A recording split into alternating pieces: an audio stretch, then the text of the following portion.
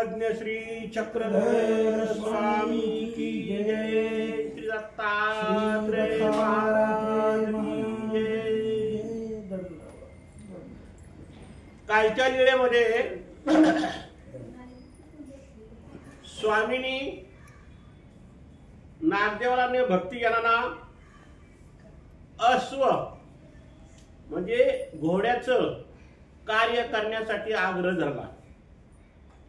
त्याच्यात नागदेवाचार्यांनी पुढाकार घेऊन ते स्वतः अश्व झाले आणि शिन्नस्थळी पासून ते डोमेग्राम पर्यंत स्वामींना पाठीवर घेऊन गेले। नंतर दुसऱ्या लीळेमध्ये नागदेवाला आणि नाथोबाला दोघांची डोकी एकामेकाला घासून किंवा एकामेकाला असं ठोकर देऊन त्यांना काय केलं, विश्वदेवतेची स्थिती दिली आणि ते आनंद भोगत होते। पण ज्या वेळेला ते अवसराला उशीर झाला म्हणून बाईसाहेब बघायला गेल्या आणि बाईसांनी सांगितलं की नागदेवा नाथोबा, अरे स्वामी एकटेच बीजे केले, तुम्ही तर काय करता? असं म्हणता क्षणी ते दोघं संकोचले आणि धावत पळत स्वामीच्या दर्शनाला आले। मग स्वामींनी विचारलं, तुम्हाला कसं काय आनंद मिळाला? मग देव म्हणजे तुम्हाला जर स्थितीने एवढा आनंद होतो तर आमच्या ठिकाणचा जो परमानंद तो किती असेल? ते परमानंदाचं सुख खूप मोठं आहे, ते मिळायला भाग्य लागते। म्हणजे या स्थितीच्या सुखानंदापेक्षा परमानंदाचं सुख खूप पटीने श्रेष्ठ आहे। आणि शेवटची तिसरी जी लीळा झाली ती औसाची। बाईसांनी औसाला पूजा अवसरासाठी निखारे आणायला सांगितले, पण औसाने थोडं तमतम केलं आणि त्या तमतमावरना बाईसाचं औसाचा वाद बी झाला आणि त्याचा शेवट पर्याय म्हणजे औसा काय झाली, शेवटी सरळाला निघून गेली। म्हणजे अशा प्रकारे हे भक्तजनांच्या वेगवेगळ्या लीळा झाल्या। आता आजच्या लीळेमध्ये देव काय सांगतात ते पाहू आपण। बहुतेक ती कोजागिरी पौर्णिमा असावी। आता ही कोजागिरी पौर्णिमा मला वाटतं नवरात्र झाल्यावर येते।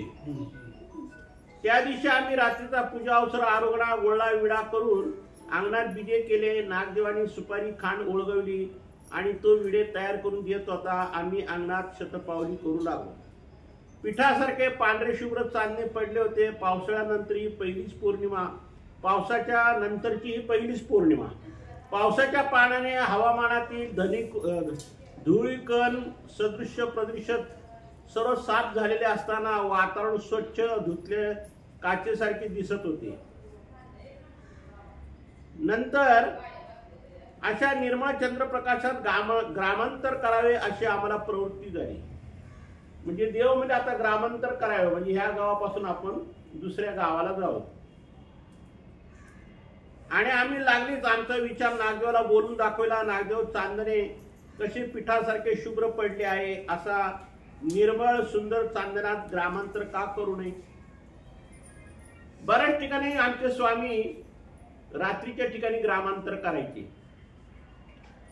एका ठिकाणी ग्रामांतर करत असताना रात्रीचे चोर आले समोरून। बाईसा घाबरायला लागल्या। ग्रामांतर मग ह्या गावाहून त्या गावाला का? दुसऱ्या गावाला। बाईसा घाबरायला लागले। देव म्हणे घाबरू नका, ते तुम्हाला काही करणार नाहीत। आपण महात्मे आहेत, आपल्याकडे आहेच काय? आपल्याकडे सोनं चांदी आहे का, काय का द्रव्य आहे का, धन आहे का, पैसा आहे?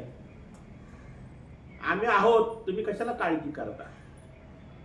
उलट त्या चोरांनी काय केलं की पुढच्या चोरांना सांगून ठेवलं की असे महात्मे लोक येतात, त्यांना काही त्रास देऊ नका। म्हणजे ह्यांनी स्वतः तर नाही दिलं आणि पुढच्या टोळीलाही सांगून ठेवलं त्रास देऊ नका। असे बरेच प्रसंग स्वामींच्याकडे आलेले।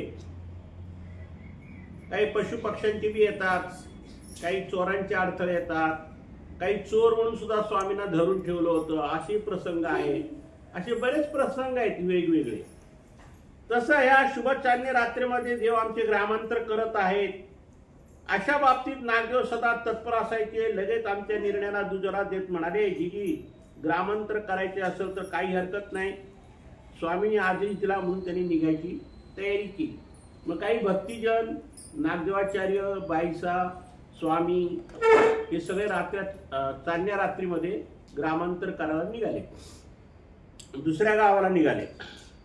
पण गंमत काय होते पहा, आमच्या बाईसा म्हणजे एक आगळंच व्यक्तित्व होतं. बाईसांचं इतकं व्यक्तित्व आगळं होतं की त्यांना स्वामींची जास्त चिंता पडायची आणि स्वामी भक्तिजनांची चिंता करायची. बाईसांना वाटायचं की स्वामींना कोणती गोष्ट कमी पडता कामा नये. स्नानाच्या वेळेला स्नान, श्रीमंत भोजनाच्या वेळेला श्रीमंत भोजन, निरोपणाच्या वेळेला निरोपण, विश्रांतीच्या वेळेला विश्रांती, हे सगळे बाईसा काय करायची, दक्षता घ्यायची. पण त्यांना एक खोड बाई, प्रत्येक स्त्रीला आहे ती बाईचंच काय घेता, संग्रह करायची खोड. चिंदी चिरकुटी असली तरी ती बाजूला ठेवणार, ही कुठेतरी आपलं उपयोगी येईल. तसं आहे बाईसाची गोष्ट, संग्रह. आणि त्या बाबतीत आमच्या स्वामींना बाईसाचा खूप राग यायचा. देव म्हणायचे चिंदी चिरकुटे ह्या कशाला गोळा करत बसता आणि त्याचे कशाला गाठोडे बांधता आणि प्रत्येक गावोगावी एवढं ओझं बोजा घेऊन फिरायचं म्हणजे काही साधी गोष्ट आहे का? देव म्हणायचे अहो जिथं जाईल तिथं आपल्याला मिळेल. पण बाईसाला वाटायचं न जाणं, एखादी वस्तू कमी पडली तर देवाला ती वस्तू अपुरी पडेल म्हणून ते काही ना काहीतरी सोबत ठेवायचे जवळ. काय काय ठेवायचे पहा, त्या नेहमी सोबत निरांजन, कळलं का, तबक, वाटी, कळलं का, वाडगा, चंदन, अंगरखा, टोपरे, पासोडी, अंग पुसायची वस्त्र, तांब्याचे भांडे, बटवा, कळलं का, पांघरायची वस्त्र, शेला, ह्या सगळ्या वस्तू बांधायच्या, गाठी बांधायच्या. आणि शिवाय तांदूळ, वडे, पापड, शेवया, साखरेचे नारळ, तुपाचे भांडे, सोजीची पिशवी, कळलं का, नंतर चिक्षाची पोटगी, हिंग, मिरे, लोणचे, असे पदार्थ ती जवळ बाळगायची. म्हणजे प्रत्येक प्रवासामध्ये त्यांचं गाठोडं बांधलेलं असायचं. आणि देव कसे इथं 4 दिवस, कुठं 8 दिवस, कुठे एखाद्या ठिकाणी अवस्थान व्हायचं महिना 2 महिने, पण किरकोळ सामान हे त्याला 1-2 दिवसाकरता सोबत ठेवावंच लागायचं. आणि देव ओरडायचे की एवढं कशाला आलिंबन करतं, एवढं कशाला गोळा करत बसतं, एवढं ओझं घेऊन फिरायचं. आणि त्याही थकलेल्याच होत्या, त्यांचे तब्येत जरा स्थूलच होती, परंतु त्यांची चलबिचल खूप असायची. म्हणजे सतत स्वामींच्या खाण्यापिण्याची व्यवस्था, सगळी व्यवस्था बाईसा कटक्षाने बघायची. आणि त्याच्यात काही कमी जास्त झालं कोणाकडून तर मग बाईसा ओरडायची. मग तो भक्त असो, नागदेव असो, नाईभट्ट असो, नाही तर औसा असो, नाही तर उमासा असो, कोणी असो, कोणाकडनं जर काही चुकलं ते रागवायच्या. बाई हे सर्व कशाला बरोबर वागवता, तुम्हाला जे हवे असेल ते त्या वास्तव्याच्या ठिकाणी मिळेलच, घेतले तेथेच टाकून देत जा. देव काय म्हणते, जे काही मिळत असेल, कळलं का, गाडगी मडकी वगैरे काही भांडी कुंडी असेल ते तिथल्या तिथंच टाकून द्यायची आणि दुसऱ्या प्रवासाला लागायचं. कारण प्रत्यक्ष परमेश्वर सोबत असल्यावर त्यांना काही कमी पडण्यासारखं काहीच नव्हतं. पण जीव कसा आहे, हा एक अज्ञानच आहे. आणि जीवाची अपेक्षा थोडी वेगळी असते की वेळच्या वेळेला सगळं असतं म्हणजे बरं, ऐन वेळेला लोकांची तारंबळ किंवा फजिता नको व्हायला. कारण आपण काय प्रत्येकाच्या घरीच पोहोचणं असं थोडंच आहे, आपल्याला कुठेतरी पडक्या देवळातच थांबावं लागतं ना. परंतु बाईसा ऐकत नसत. उलट बाबा फेडायला, साठवायला उपयोगी पडेल. म्हणजे बाईसा उलट काय म्हणायचे, अहो ही वस्तू कुठं बी उपयोगी येईल, साठवायला किंवा द्यायला घ्यायला कशाला बी लागतात ना वस्तू. असे म्हणून करीत असलेल्या परिग्रहांचे समर्थन करत कधी कधी तर ते मग शौचाला जर गेले किंवा भिक्षेला गेले कोण, बाईसा, तर मग देव काय करायचे, भक्तिजना करवी ती सगळी भांडी मडकी पिडकी काय असं ते तोडून फोडून सगळं लांब फेकून द्यायची. खरं बाईसा ऐकायची ना, हट्टपणा करायची आणि तो बोजा सगळ्यांनाच घ्यावा लागायचा भक्तिजनांना. आणि देव म्हणायचे जिथं जाईल तिथं कोणी आपला देईल, कशाला जास्त अपेक्षा करायची. मग बाईसा जर आल्या तिकडून की मग लय तनतन करायचे, अरे अरे बाबा हे कशाला फोडविले, अशी हळहळ करायची. आणि म्हणायची पुन्हा ती काय करायची, सर्व जमवाजमवी करायला सुरुवात करायची प्रत्येक ठिकाणी. एकदा तर त्यांना आम्ही निरोपण करीत समजून सांगितले, बाई महात्म्याच्या ठिकाणी आश्रय आणि परिग्रह हे दोन्ही नसावेत.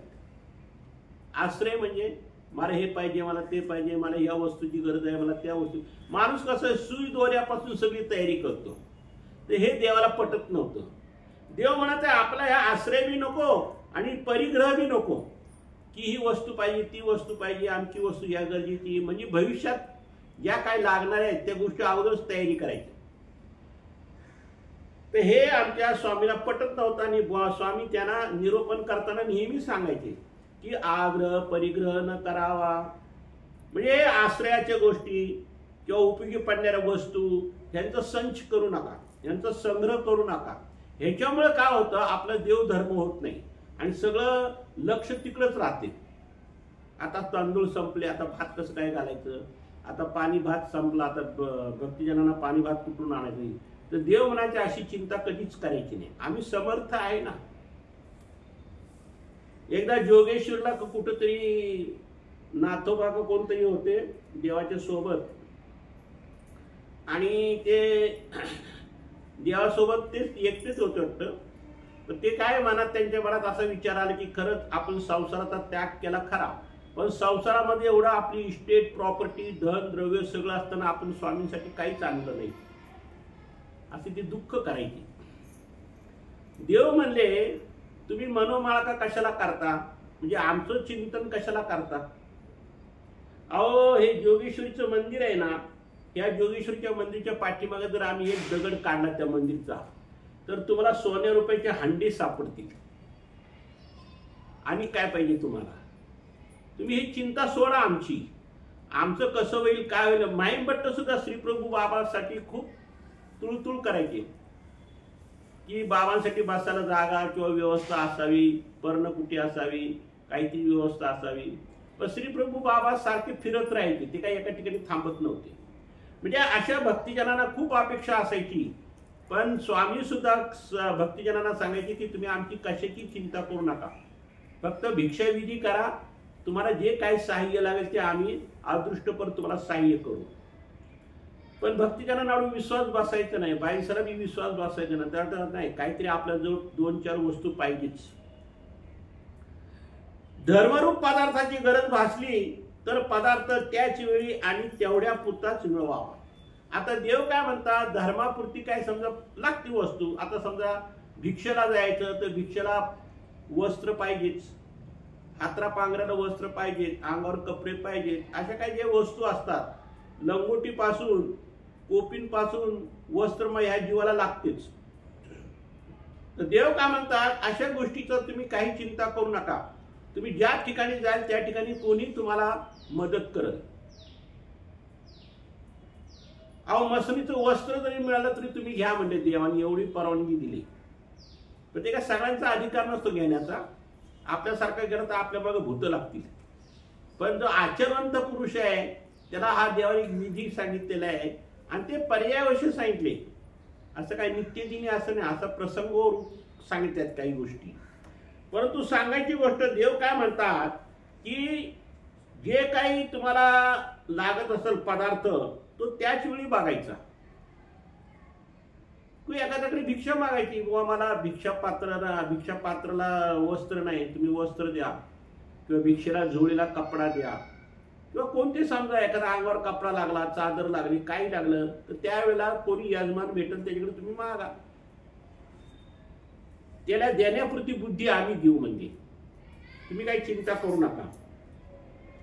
भविष्यात गरज पडेल म्हणून सांभाळीत बसू नये. आणि भविष्यात मला हे लागल, मला ते लागल, मला ब्लँकेट लागल, मला उशी लागल, ह्याची चिंता करायची नाही.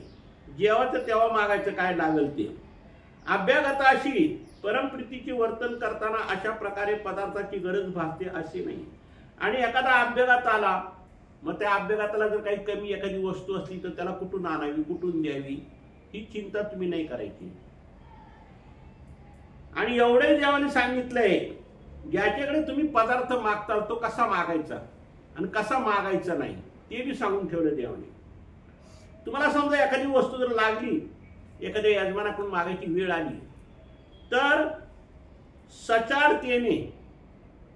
सचारतेने म्हणजे आपण काय म्हणतो, द्यावं, कसंही करून द्यावं, असं सारखं सारखं मागत राहायचं नाही. दुसरी गोष्ट आग्रहाने, म्हणजे आग्रह करू नये, हट्ट करू नये. तिसरी गोष्ट म्हणजे दया शब्दाने, म्हणजे कृपा करावं, मी तुम्हाला हात जोडतो, मला एवढी वस्तूची मदत करा. तर देवाने सुद्धा असं नाही करायचं, हे महात्म्याचं लक्षण नाही म्हणे. शिवाय लोचटपणा करू नये. काही लोक लोचटपणा करतात, बळच एखाद्याच्या मागं लागतात, द्यावं काही करा पण द्यावं, माझं असं आहे, माझं तसं आहे, आमचं आहे. ही गयावया करत बसायचं नाही. अहो तुम्हाला गयावया करायचं असेल तर परमेश्वराकडे करा ना, माणसाकडे काय गयावया करायची. देणारा आम्हीच आहे ना शेवटी. एकदा शब्द टाका तर असा साधक वचनाधीन होऊन मागत असल्यामुळे तेवढ्या शब्दाने ईश्वर त्याला पदार्थ मिळवून देतात. देव म्हणतात तुम्ही एकच शब्द टाका, त्याने देऊ नाही तर न देऊ, पण त्याला देण्याची बुद्धी आम्हीच देणार. त्याच्यात आम्ही त्याला स्वप्नात जाऊन सांगू की असं असं आमचा महात्मा उपाशी आहे, त्याला भोजनाची व्यवस्था कर किंवा त्याला भिक्षेची व्यवस्था कर. तो माणूस भिक्षा घेऊन तुम्ही जिथं जंगलात, रानात, वनात, कुठं झाडाखाली असेल तिथं तो येईल. एवढं आमच्या ठिकाणी सामर्थ्य आहे. त्याच्यामुळे तुम्ही लाचलुचपणा किंवा हावरटपणा किंवा कोणाच्या मागं लागणं, हट्ट धरणं, आग्रह करणं अशा गोष्टी करू नका, असं देवाने स्पष्ट बजावलंय. तेवढ्या शब्दाने ईश्वर त्याला पदार्थ मिळवून देतील. अशा प्रकारे उदास वृत्तीने मागत असता ते जीवाकडे आणि देवतेकडे पदार्थ मागत नसतो, तर ते एका अर्थाने आमच्याकडेच मागत असतो. जीव हा मनुष्याला निमित्त करून मागतो किंवा देवतेला निमित्त करून मागतो, पण ते शेवटी तो पर्यायाने आम्हालाच मागतो असा त्याचा अर्थ आहे. जरी तुम्ही यजमानाकडे हात पसरले किंवा यजमानाने विनंती केली तर यजमान कुठून देणार हो. त्याला आम्ही बुद्धी दिली तर तो देणार. आम्ही जर त्याला बुद्धी नाही दिली, योग मायेने जर नाही सहाय्य केलं तर त्याला सुद्धा द्यायची बुद्धी होणार ना. तो करोडपती असला तरी देणार नाही, पण एखादा झोपडीत राहणारा देईल विदुरासारखा. म्हणजे असं काही ज्याला घडवायचं आहे त्यालाच परमेश्वर घडवतात, ज्याला घडायचं नसेल ना त्याला कधीच घडणार नाही.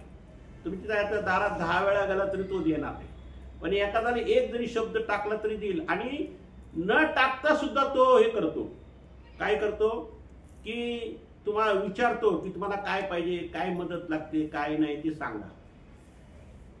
आता आमच्या मातोश्रीचा एक असा अनुभव आहे, मी सांगतो तुम्हाला. 74 सालची गोष्ट आहे. आमच्या मातोश्रीचं डोळ्याचं ऑपरेशन झालं. कुठं? गांधी हॉस्पिटलला, डेक्कनला. तेव्हा काय 100 का 125 रुपयात डोळ्याचं ऑपरेशन होत होतं. आणि त्याच्या समोर आपले कोटावळे एक भक्त उपदेशी राहत होते. त्यांनी खिडकीतून सहज बघितलं तर कोणतरी एक साधूबाई त्या दवाखान्यात दिसते. त्या खिडकीतून त्यांनी बघितलं खाटवर, म्हणून ते तपास करायला. मला तर काय माहित नाही, मी मंदिरात होतो ना, डबा घेऊन यायचं. मग त्यांनी येऊन दंडवत केलं. मग त्यांनी विचारपूस केली तुम्ही कुठले काय. मग त्यांनी सांगितलं मी गणेश पेठमध्ये असते, माझ्या डोळ्याचं ऑपरेशन आहे, असेल तसं. तुमची काय डब्याची व्यवस्था आहे का? म्हणजे आमच्या आईमध्ये आहे, आमचा मुलगा आणतो डबा, असं तसं सांगितलं. पण त्याची एवढी श्रद्धा वाढली की तो त्यावेळी कसं 4-4, 8-8 दिवस ठेवायची दवाखान्यात डोळ्याच्या ऑपरेशनाला. तो 4-8 दिवस दवाखान्यात सारखं यायचा. आणि त्या आमच्या आईच्या हातात गाठी बिठी बघितलं तर त्याची अनेक श्रद्धा वाढली. ही खरंच हे स्मरणनिष्ठ व्यक्ती दिसते. आणि योगाने त्या माणसाचा योग बघा. हे 74 सालची गोष्ट आहे. आणि 75 साली ज्यावेळी आमच्या मातोश्री कोमामध्ये गेल्या 11 वर्षांनी, तर त्याला ते आठवण होतं की अशा अशा त्या मातोश्री आहेत. आणि आम्ही तर आंबेगावात आलो, मी त्याला माहिती झालं ना, इकडे मी तो यायचा. तर त्या वेळेला अशी परिस्थिती होती की काहीतरी मला वाटतं 1001 रुपये ह्याला लागत होते. कशाला? MRI ला. त्यावेळी माझ्याकडे पैसे नव्हते एवढे. मग मी त्याला सहज शब्द टाकला, व आमची मातोश्री कोमामध्ये, डॉक्टरने MRI करायला सांगितलं, माझ्याकडे एवढे पैसे नाही. आणि त्यावेळेला 85 मध्ये कुठले एवढे पैसे हो. रुपया 2 रुपये रुपया सोड, नाही तर 8 आणि 4 ने लोक दक्षिणा द्यायचे. तो माणूस म्हणला तुम्ही कधी सांगाल तर मला सांगा, मी तुम्हाला पैसे देईन. तर मी म्हणलो मला आत्ताच पैसे भरायचे, डॉक्टरने सांगितलं. 2-3 दिवस डॉक्टर माझ्या मागं लागला, पण माझ्याकडे पैसे नाही म्हणून मी आपलं गप्प बसलो. पण मला मनात अशी इच्छा झाली की तुम्हाला एकदा भेटून बघा. लगेच त्यांच्या पत्नीला सांगितलं, ती कबाडातून त्यांना 1000 रुपये दे त्या बाबांना, आणि त्यांना दवाखान्यात MRI साठी लागतात. त्या बिचारीने 1000 रुपये त्यावेळी काढले पट्टीच्या. आता त्यावेळी 1000 रुपये म्हणजे खूप मोठे हो. 85 सालची गोष्ट म्हणजे बघा ना, ते 15 आणि 25 35 वर्षापूर्वीची गोष्ट आहे. तेव्हा हे एमआरआयचं नवीनच नुकतंच मशीन निघालं होतं. त्याच्यावर एवढं एमआरआयचं काय एवढं बोबाटा नव्हता. पण सांगायची गोष्ट म्हणजे कसं की परमेश्वर जर आपण विधीवर जर राहिलं ना तर परमेश्वर कुणाला अदृष्टपर सहाय्य करायला सांगेल हे सांगता येत नाही. पण परमेश्वराचं काय म्हणणं आहे की फक्त तुम्ही विधीवर राहा, बाकी सगळं कार्य येथून सिद्धी नेईल येते. तू उभा टाकलाय शिपुरे, तू फक्त उभं राहा म्हणजे विधीवर राहा आणि सिद्धी ते येथूनच येईल. म्हणजे तुमचं कार्य सिद्धीला जे न्यायचं आहे ते आम्ही करू, तुम्हाला बाकी चिंता करायचं काही कारण नाही. हे आता आम्हाला प्रत्यक्षाचे अनुभव आहेत. अशा देवतेकडे पदार्थ मागत नसतो. एका अर्थाने परमेश्वर काय म्हणतात, तुम्ही हे आमच्याकडेच मागता. त्यामुळे परमेश्वर ज्या जीवाची कण असेल त्याला ती क्रिया घडवतात आणि ज्याला क्रिया घडायची त्यालाच घडते. तुम्ही एखाद्याला मागितलं तरी तो देणार नाही तुम्हाला, पण एखाद्याला न मागता तो देतो. असंही घटना घडतात. का घडतात तर ती कणवेचा जीव असतो की त्याला अशी मनात बुद्धी होती की ना आपण इथं पंगत करावी, आपण इथं काहीतरी दान करावं, आपण काहीतरी इथं धान्य घेऊन द्यावं, अशी त्याला कण उपसते आणि योग माया त्याला सहाय्य करते. म्हणून देव काय म्हणतात वाचनात, संयोग वियोग सहाय्य ये तिन्ही माया करी, असं देवाचं एक वचनच आहे. संयोग वियोग, संयोग म्हणजे गाठी भेटी. मग उपदेशी असो, अनुसरलेला असो, तुमचा ज्ञानी असो, कोणी असो, वेदवंत बोधवंत, कोणाच्या गाठी भेटी होतात. ही कोण करते, योग माया. ही योग माया गाठी भेटी घालते. आणि वियोग म्हणजे एखाद्या दुःखाचा प्रसंग असला, अशा दुःखाच्या प्रसंगामध्ये सुद्धा कोणतरी उभं राहतं आणि त्याला सहाय्य करतात. एक समजा आजारी पडला, खूप सिरियस आहे, तिची सेवा करायला जवळ कोणी नाही, अशा वेळेस देव कोणाला तरी उभं करतो आणि त्याच्या सेवेला तो धावत येतो. म्हणजे हे जे कार्य आहे ही सगळी योग माया करते. पण परमेश्वराच्या कृपेमुळं, परमेश्वराची कृपा असली तर योग माया काय सगळ्याच देवता तुमच्या मागं धावतील. आणि परमेश्वराची कृपा नसेल तर ह्याच देवता तुम्हाला विघ्न बी आणतात. म्हणजे देवता हे दोन्ही कार्य करतात, प्रतिकूळ बी आहेत आणि अनुकूळ बी आहेत. अनुकूळ असली तर तुम्हाला धर्मासाठी सहाय्य बी करतील आणि प्रतिकूळ असली तर तुम्हाला धर्मातून खाली ढकलून देतील नरकात. म्हणजे अशा देवता विचित्र. पण परमेश्वराकडे जर तुमची बुद्धी जर असेल तर ह्या देवता काही विघ्न आणू शकत नाही. उलट सहाय्य करतील पण विघ्न आणणार आहे. त्याला क्रिया घडवते आणि त्या जीवाकडून मिळून देता पदार्थ द्यावा असे त्या जीवाला स्फुरते. म्हणून कोणताही पदार्थ मिळवताना महात्म्याच्या ठिकाणी लोलुपता आणि सचाडता नसावी. म्हणून महात्म्याने कोणाकडेही हंजी करू नये. दवयोगी मिळायचं म्हणलं तर कसं मिळतो, फक्त तुम्ही विधीवर राहा, स्मरण करा, पूजापाठ करा, आम्हाला विनंती करा, आमच्याजवळ प्रार्थना करा. आम्ही कुणाला तरी भक्ताला एखाद्या उभं करू, पण त्याच्या मागं पडू नका. भविष्यात उपयोगी पडेल म्हणून मागून पदार्थाचा संग्रह देखील करून ठेवू नये. ते एक प्रकारचे आलिंगनच आहे. देव म्हणतात पुढं माझं कसं होईल, म्हातारपणी माझं कसं होईल, मग 2 पैसे साठवायला पाहिजे, अमकं करायला पाहिजे, हे तुम्ही करायचं नाही. पण आता एवढं माणसाला धारिष्ट होत नाही. माणूस शेवटी काय म्हणणार, नाही उद्या मला गोळ्या औषध घ्यायचं, उद्या जर माझं काय ऑपरेशन ठरलं, उद्या काय मला पॅरलेस झाला, उद्या काय झालं, कोण मला 5-10 हजार रुपये कोण देणार आहे अशा वेळेला, असे जीवाच्या मनात येतच. आणि त्याला वाटतं तेव्हा 2 पैसे बी आपल्याजवळ असावं. हे जीव स्वरूपाच्या गोष्टी आहे. पण एवढं स्वामींनी जे कटाक्ष सांगितलंय, एवढा ह्याच्यावर चालणारा तसा तो पुरुष, अधिकारी पुरुष लागतो. आता हे अटल विजन, भिक्षा भोजन, स्मरण, निद्रा, प्रसाद, सेवा, ह्या ज्या गोष्टी आहेत हे सगळ्या पुरुषाला नाही घडत. हे जो कोणी अधिकारी पुरुष असेल, त्याला काही चांगल्या अशा वैराग्याच्या ठिकाणी भजन क्रिया घडली असेल, त्याला अशा गोष्टी घडतात. तुमच्या आमच्यासारख्याला घडणं थोडं अवघडच आहे. देव काय म्हणतात की प्रकृतीनुसार शक्य होत नाही, हे खरं आहे, पण अनर्थकारक गोळा करत बसणं हे योग्य नाही. म्हणून त्यांनी तर अंगभर वस्त्र परिधान करावे, परंतु लंगोट मात्र अवश्य परिधान करावे. देव का म्हणतात, महात्मा आहे ना, मग त्यांनी लंगोट परिधान केलं पाहिजे. त्याला आपल्यात काय म्हणतात, कोपिन, म्हणजे कोपिन धारण केलं पाहिजे. आणि स्त्री असो पुरुष असो, अंतरंग कधीच मोकळे ठेवू नये. आतला भाग मोकळा ठेवला विकाराचा उद्रेक लवकर होतो. म्हणजे हे गुप्त अंग जे आहे याला अंतर्वस्त्र पाहिजेच. ते अंतर्वस्त्र नसलं तर ते देवता काय करतात, विकार भावना उत्पन्न करतात. पण नाही, बाईसांना सगळे पटत असूनही त्यांनी त्याप्रमाणे कार्यवाही कधीच केली नाही. आता बाईसांना आम्ही एवढं सगळं सांगितलं तर बाईसा हो हो म्हणायचे, त्यांना पटायचं नाही. परंतु शेवटी त्यांना जे काय करायचे ते आपली कार्यवाही त्यांची चालूच असायची. परत सगळं सामान गोळा करत बसायचे, कुठं मडके, कुठं भांडी, कुठं काय जे लागल ते. डोमेग्रामला तर बरेच दिवस वास्तव्य असल्याने त्यांनी बरेच काही जमा करून ठेवलं. मग आम्ही त्यांना रागवू नये म्हणून चोरून चोरून भक्तजनांच्या हाती एक एक पिशवी द्यायची.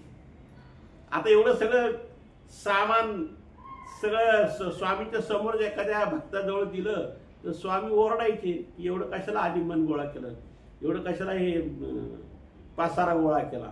आपण म्हणतो ना एवढं कशाला भांगार गोळा केला. तसं देव ओरडतील म्हणून बाईचं काय करते, गपचूप स्वामी पुढे गेले की एकेका भक्ताकडे एक एक पिशवी द्यायची की सामानाचा जास्त बोबाटा होऊ नये, स्वामीने रागवू नये म्हणून. आमच्या ध्यानात आले, पण ते सर्व स्वतःसाठी किंवा स्वतःच्या उपयोगासाठी करत नव्हत्या. आमचं लक्ष होतं, आमचं बारीक लक्ष असायचं. बाईसा काय करतात, नागदेव काय करतात, भक्तिजन काय करतात. पण काय वेळेला आम्ही थोडंसं दुर्लक्ष बी करायचं. कारण भक्तिजनांना सारखं जर आपण बोलत राहिलो किंवा बाईसाला जर आपण सारखं बोलत राहिलो तर हे भक्तिजन कंटाळतील आम्हाला. म्हणून काय वेळेला देव काय करायचे, थोडंसं काना डोळा करायचे, म्हणजे थोडं दुर्लक्ष करायचे. म्हणजे वेळ प्रसंगी जरी चूक झाली तरी देव रागवत नसत. त्यामागे केवळ आम्हाला काही कमी पडू नये एवढाच त्यांचा निखळ विशुद्ध हेतू असायचा. आता बाईसाचं काय होतं स्वभाव, जे काही गोळा करायचे ते त्यांनी स्वतःसाठी कधी केलं नाही, हे सगळं स्वामींसाठी करायचे. पण त्यांना असं वाटत की ऐन टायमाला जर स्वामींना एखादी वस्तू जर कमी पडली तर आपण ऐन टायमाला कोणाकडे मागायला जाणार. म्हणून सगळ्या वस्तू आणि प्रवासात लागणाऱ्या ज्या वस्तू त्या ठरवायच्या. ते काही जास्त आलिंगन नव्हते करत. आम्ही त्यांना दोष देऊ शकत नव्हतो. आम्ही तिकडे कानाडोळा केला आणि उल्हासदायक चंद्र रात्री डोमेग्राम सोडले. तर अशा प्रकारे आम्ही त्या चांदण्या रात्रीमध्ये डोमेग्राम सोडलं आणि आम्ही दुसऱ्या गावाला निघालो. मार्गी चाचरमुदी आसन. डोमेग्राम निघाल्यानंतर आम्ही भक्तिजनासहित नेवाशाच्या वाटचालीला लागलो. डोमेग्राम आणि नेवासा एकाच रस्त्यावर आहे ना. चांदण्याचा आस्वाद घेत आम्ही बेलपिंपळगाव समीप नेवासा जिल्हा अहमदनगर येथे पोहोचलो. त्या गावाच्या पूर्वेस 1 किलोमीटर अंतरावर चाचरमुंदी देवतेचं देऊळ होतं. बरीच मंदिर आहेत बरं. आणि आमचे स्वामी बहुतेक देवी देवतेच्या मंदिरातच आसन स्वीकारायचे. देव शक्यतो कोणाच्या घरात थांबत नव्हते, बाहेर. आता एखाद्या भक्ताने खूप आग्रह केला तरच, एखाद्या राजाने आग्रह केला, राजवाड्यात बोलवलं तरच. आता शक्यतो देव झाडाखाली किंवा पडक्या देवळात थांबायचे रात्री दिवसा. त्या देवळाच्या चौकात आम्ही विश्रांतीसाठी आसन स्वीकारलो. बाईसांनी श्रीचरण प्रक्षालन केले. गुळला विडा झाला. यापूर्वी आम्ही एका प्राण्याला संबंध देऊन सुखविशेष अशा थोर स्थानाला पाठवले. मग देवाने सांगितलं, एकेकाळी मी इथं आलो होतो, पूर्वार्धात म्हणा किंवा एकांकात म्हणा, त्यावेळी आम्ही एका जीवाला काय केलं होतं, संबंध दिला होता आणि त्याला थोर स्थानाला पाठवलं.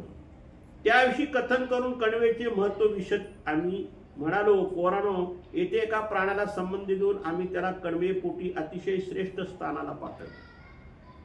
परमेश्वर कोणत्याही जीवाला कणवे पोटी कोठे पाठवतील सांगते. आता त्या बिचाऱ्या मुक्ताबाई 12 वर्ष देवाची सेवा केली. ती खरी होती नाथ संप्रदायाची. तिला काही ज्ञान नव्हतं, पण ती वेदानी स्वामींना बघून ज्यावेळी वेधली, ते वेदानीच ती स्वामींच्या सेवेला लागली. पण तिच्या शरीरावर संपूर्ण अस्वलासारखे केस वाढलेले होते आणि तिला एक देवतेकडून विद्या प्राप्त झाली होती. त्या विद्येच्या प्राप्तात तिला 1000 वर्षाचं आयुष्य होतं. आणि ती स्त्री एकटी त्या जंगलात वावरत होती. तिला वाघ, सिंह किंवा सरपटणारे प्राणी, अजगर कशाचीच भीती वाटत नव्हती. अदृष्टपर देवतेचं साह्य होतं, आमच्या स्वामीचं तिला साह्य वर्तलं.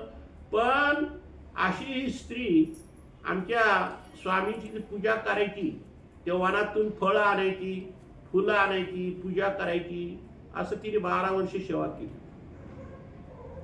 पण शेवटी देवाने तिला काय दिलं? कोणतं फळ दिलं? देहविद्येचं फळ दिलं. देहविद्येचं फळ म्हणजे काय माहितीये? नाही. देहविद्येचं फळ म्हणजे सुवर्णाचं देह मिळते त्याला. त्याला तहान, भूक, हे जे जीवाचे अष्ट स्वभाव आहेत ना, हे त्याला तिथं नाही.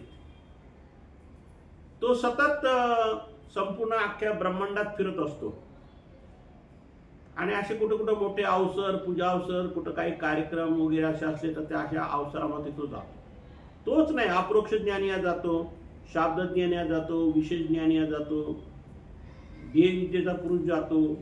सशाला त्याच्या नुसतं अंगावर हात फिरवलं तर त्याला लगेच सुवर्णाचं देह दिलं देवाने. त्याला सुवर्णाचं देह मिळालं. नंतर ह्या मुक्ताबाईला सुवर्णाचं देह मिळाले. हे दोघे सालबर्डीचे जीव. पण असे काही जीव असतात की त्याच्या मागच्या कणवेस तो एकाच ह्याच्यात त्यांचा उद्धार होतो. आता ह्याला देहविद्या झाली गोष्ट खरी, पण हे एक सृष्टीपर्यंत म्हणजे संहार होई, महासंहार होईपर्यंत ते वावरतात. आणि नंतर मग त्यांना पुढच्या सृष्टीमध्ये काय होतं? परत ज्ञान, परत अनुसरण, आणि मग ते उद्धरणारे योग्य होतात. म्हणजे त्यांची योग्यता प्राप्ती वाढते. महासंवार आणि योग्यतेचा संवार, त्याच्यात युगांतीचा संवार हा नॉर्मल असतो 4 युग संपल्यानंतर.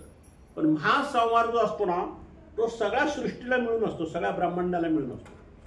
आता ब्रह्मांड किती आहेत? अनंत आहेत, आहे की नाही? असे छोटे छोटे छोटे छोटे आपण एखादी छोटे छोटे असे वस्तू मांडतो बरेच, आहे की नाही? मग आता एका वेळेला का आपण सगळ्या वस्तू उचलू शकत नाही, थोडे थोडे उचलून हे करतो. तसं एका ब्रह्मांडाचा चौयुगाचा काळ संपला की तेवढ्या पुरतं त्यांचा तो युगांतीचा संवार होतो. तो संवार नॉर्मल असतो. पण हा जो महासंवार जो म्हणतात, जो मोठा संवार, तो 12-12 वर्षाचा काळाचा असतो. म्हणजे 12 वर्ष एवढं ऊन कडक पडतं की त्या उन्हामुळे हे जेवढं काय आपल्याला पंचमहाभूत दिसते, सगळं प्रपंच काय दिसतो, याची संपूर्ण राख रांगोळी होती. आणि ते झालं की मग मोठा पाऊस पडतो हत्तीच्या सोंडेसारखा. त्याच्यामध्ये सगळं जलमय होऊन जातं. म्हणजे जे सगळे राख झालेली, जी भूमी तापलेली आहे, ती एकदम भूमी शांत होते. कारण ते तप्त एवढं मोठं आहे की आज आपल्याला एका सूर्याचा किरण सहन होत नाही. चैत्र वैशाखात त्याला म्हणतात एक डोळा उघडला सूर्याचा, पण या ठिकाणी 12 डोळे उघडले जातात सूर्याचे. म्हणजे 12 पट तप्त, 12 पट तप्त सूर्याचं ऊन पडलेलं असतं. आणि मग तो इतका धोधो पाऊस पडतो, इतकं काय मोठं जलमय होतं की त्याच्यामध्ये संपूर्ण वावटळ सुटतं.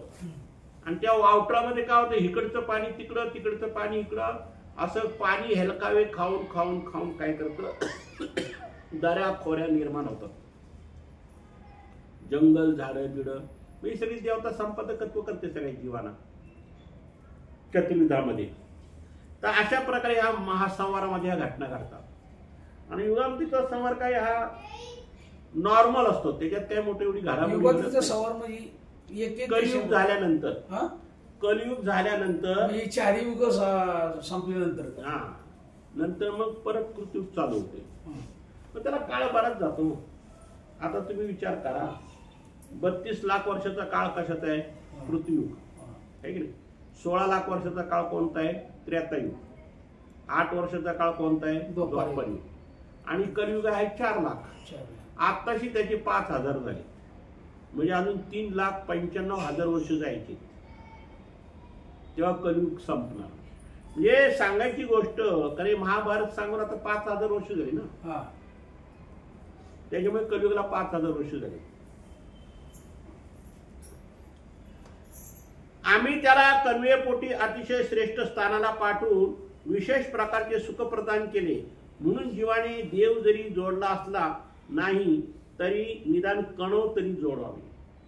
देव काय म्हणतात, तुम्हाला नाही उद्धारणाला तुम्ही योग्य झाले किंवा नाही तुम्हाला मोक्ष प्राप्ती मिळाली तरी चालेल, पण सर्वसाधारण तुम्ही कणव जोडा. कणव जोडा म्हणजे काय, परमेश्वराचा एक प्रकारचा आशीर्वाद किंवा परमेश्वराचा एक प्रकारे तुमच्यावर असणारा एक विश्वास किंवा परमेश्वराने तुम्हाला सहाय्य करावं असे परमेश्वराची म्हणजे तुमच्याबद्दल परमेश्वराजवळ अशी मनोवृत्ती तयार करा की परमेश्वराने मला कोणत्याही याच्यात कसं सहाय्य करतील, त्यासाठी परमेश्वराला कशाने संतुष्ट करायला पाहिजे. शीला जी कणव म्हणतात ती तरी कणव जोडा. मग तुम्ही स्मरणाने कणव जोडा, अन्नदानाने कणव जोडा, आणि एखाद्या साधू संतांची सेवा करून कणव जोडा. अनेक प्रकारे कणव जोडणार. 14 प्रेमाचे उपाय, दुष्काळी अन्न भोजन घालणं ही बी कणव आहे. एखाद्या ज्ञानियाच्या ठिकाणी आड येणं म्हणजे त्याची हत्या होणार असेल तर मग ह्याची हत्या होती, हा मध्ये पडतो ना, त्याला सुद्धा कणव जोडले जाते, तर त्यालाही प्रेमदान होते. असे कणव जोडण्याचे अनेक प्रकार आहेत. हे ज्या वेळेला आपण काही निर्णय ऐकतो ना त्यावेळेला हे सगळं ऐकायला मिळते. कारण कणवेचे कार्य अक्षय धनासारखे आहे. अक्षय म्हणजे क्षय नाही असं, म्हणजे ज्याला ते धन असं आहे की तुम्ही ज्या जन्माला जाताल त्या जन्मात तुम्हाला ती सहाय्य होणार. तुम्ही पशुपक्षी योनीत गेले तरी तुम्हाला तिथे ईश्वर सहाय्य करणार. का, कणव म्हणून. तुम्ही सर्प योनीत जा, पशुपक्षी योनीत जा, किड्या मुंग्यात जा, कशात जा, पण तुमची जे काय हत्या होणार किंवा तुम्हाला जे काही चिरडणार किंवा तुम्ही जिथं काही गुदमरून मरणार असे काही जे भयानक दुःख येतात या जीवावर, त्या ठिकाणी ती योगमाया सहाय्य करते. ती जीवाला दुःखातून मुक्त करून सुख प्रदान करते. म्हणजे कोणत्याही प्रकारचं दुःख असू दे. आता दुःख काही एक प्रकारचे नाही, अनंत प्रकारचे दुःख आहेत. आणि या सगळ्या दुःखातून ती वेळोवेळी तुम्हाला काय, जसं सासाला केलं ना देवाने रक्षण, त्याला मरू दिलं नाही. म्हणजे तो सुद्धा एक ज्ञानीच होता, पण तो विषय प्रेमाने म्हणा, काही हिंसा प्रमाद म्हणा, काहीतरी त्याला घडलं असेल, त्याच्यामुळे तो चतुर्विधात पडला. पण त्याने अशी काही कणव जोडली होती की परमेश्वराकडे त्याला ध्येय विद्या मिळावी. त्याच्यामुळे पुढचं चतुर्विध जन्म त्याचे ठाकले गेले, शिरा पडला आणि ध्येय विद्या मिळाल्यामुळं पुढच्या सृष्टीमध्ये तो उद्धारणाला योग्य झाला. म्हणजे त्याची लिंक लागून गेली. त्याला कारण काय, कणव. त्यांनी तशी कणव काही जोडली होती की त्या कणवेपोटी त्याचं चतुर्विध कर्म दुःख ते चुकलं आणि 84 नरक योनी बी चुकले आणि ध्येय विद्या मिळाल्यामुळे तो सतत सृष्टी संहारापर्यंत तो सतत आता फिरत राहणार. म्हणजे त्याला दुःख असं काहीच नाही, तो एक प्रकारच्या सुखफळाला गेला आणि तिथून मग त्याला पुढच्या सृष्टीमध्ये ज्ञान देऊन आचरण करून त्याचा उद्धार करणार तो विषय वेगळा. पण निदान ह्या सृष्टीत तरी तो वाचला. शिवाय अशा प्रकारे कितींदाही जरी तिचे कार्य वर्तले तरी पुन्हा ती जशीच्या तशी शिल्लक असते. आणि कणव ही अशी वस्तू आहे की तुम्ही जर करत राहिले ना तर ती जी पहिली कणव तुम्हाला जी मिळाली ती तशीच राहणार. अजून या उपरत आणि तुम्ही दुसऱ्यांदा कोणतं चांगलं कार्य केलं की ते आणि दुसऱ्यांदा दुसरी कणव उत्पन्न होते. असे अनंत कणव तुमच्या ठिकाणी जर जमा झाले तर अर्जुनासारखा योद्धा जसा त्याला क्षणोक्षणी आमच्या श्रीकृष्ण महाराजांनी त्याला वाचवलं तसं तुम्हाला क्षणोक्षणी परमेश्वर काय करणार, वाचवणार. एवढा हा कडे. ह्याला काय म्हणतात, आभार. आभार म्हणजे आपण नाही काय एकाला म्हणतो बाबा तुम्ही माझ्यावर खूप मोठी मेहरबानी केली, तुमचे लय मोठे आभार आहेत, म्हणून एखादा मनुष्य हात जोडून सांगतो त्याला. तशा परमेश्वराचे आभार जर आपण जोडले तर परमेश्वर, आता उदाहरणार्थ आपल्या काही डोळ्यापुढे जीव आहेत, समजा आता आपले जाधववाडीचे बाबा हे आभाराचे जीव आहेत.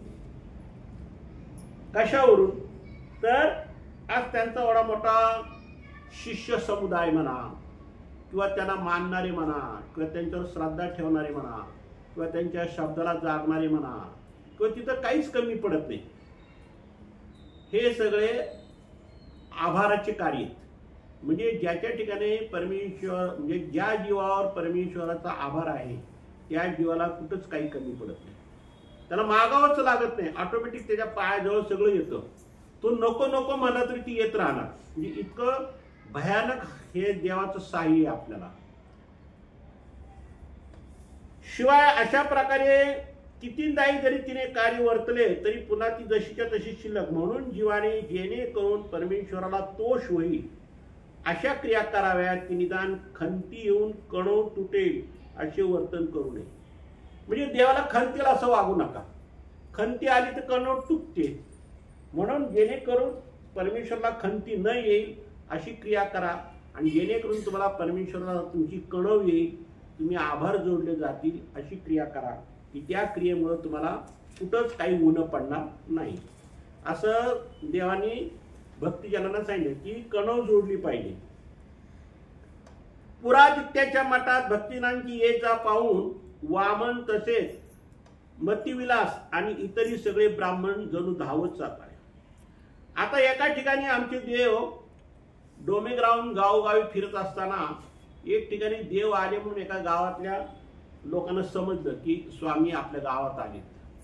म्हणून त्या ठिकाणचे भक्तिजन बी जमा आपले वामन नावाचा एक भक्त होता तो आणि मतिविलास असे दोघं जण आले आणि त्याच्यामुळे गावातले इतर ब्राह्मण लोक बी आले. असे सगळे धावत आले देवाजवळ. कर्णोपकरणी आम्ही त्या आलो असल्याची बातमी सर्वांना समजली. मग एकामेकाच्याकडून एकामेकाला निरोप मिळाला की देव आले, चला आपण दर्शनाला, देव आले, चला आपण भेटायला. असे गावातल्या सगळीकडं काय झालं, लोक एकमेकाला सांगत राहिले आणि त्याच्यामुळे सगळी लोक जमा झाली. अल्पावधीत सगळे जमा झाले. दंडोत घालून श्रीचरणी लागून जवळ बसले. आता सगळ्या लोकांना आनंद झाला की स्वामी आमच्या गावात आले. म्हणून सगळी लोक आनंदाने काय झाले, एकत्र गोळा झाले. स्वामीला दंडोत घातले. स्वामी जवळ सगळे येऊन बसले. असे होणार हे आम्हाला माहितच होतं आणि देवाला माहित होतं की आम्ही ज्या गावात जाणार त्या गावात कर्णोपकरणी म्हणजे प्रत्येकाच्या कानाजवळ आमचा निरोप जाणार की आम्ही आलोय म्हणून.